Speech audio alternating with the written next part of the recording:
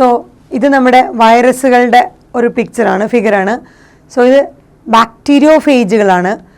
So ബാക്ടീരിയനെ attack ചെയ്യുന്ന വൈറസുകളെയാണ് നമ്മൾ bacteriophage എന്ന് പറയുന്നത്.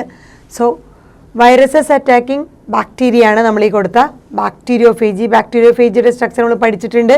ഹെഡ്, അതുപോലെ അതിനൊരു കോളർ, അതുപോലെ ഒരു ടെയിൽ സ്ട്രക്ചർ, അതിന് അറ്റാച്ച് ചെയ്യാനുള്ള ബാക്ടീരിയൽ സർഫസിൽ അറ്റാച്ച് ചെയ്യാനുള്ള പ്ലേറ്റ് ലെഗ് സ്ട്രക്ചർ, പിന്നെ അതിന് അറ്റാച്ച് ചെയ്യാനുള്ള പിൻസ്, അതിൻ്റെ ഉള്ളിലേക്ക് പെനിട്രേറ്റ് ചെയ്യാനുള്ള പ്രോങ്സ്.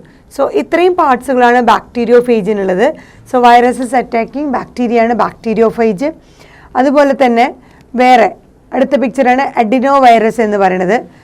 അഡിനോ വൈറസ് എന്ന് പറഞ്ഞു കഴിഞ്ഞാൽ റെസ്പിറേറ്ററി ഇൻഫെക്ഷൻസിന് കോസറ്റീവ് ആയിട്ടുള്ള ഓർഗാനിസമാണ് അഡിനോ വൈറസ്. നമ്മുടെ ശ്വാസകോശ സംബന്ധമായിട്ടുള്ള അല്ലെങ്കിൽ റെസ്പിറേറ്ററി ഇൻഫെക്ഷൻസ് വരുത്താൻ കാരണം ഈ ടൈപ്പ് അഡിനോ വൈറസുകളാണ്.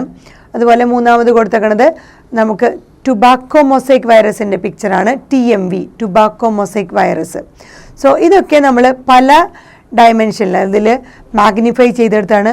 സോ 1 lakh തൊട്ട് 1 lakh to 50,000x മാഗ്നിഫൈ ചെയ്ത പിക്ചറാണ്. 1 lakh തൊട്ട് 1 lakh to 50,000 മാഗ്നിഫൈ ചെയ്തപ്പോഴാണ് ഈ വൈറസുകളുടെ സ്ട്രക്ചർ നമുക്ക് ക്ലിയർ ആയിട്ട് മനസ്സിലായത്.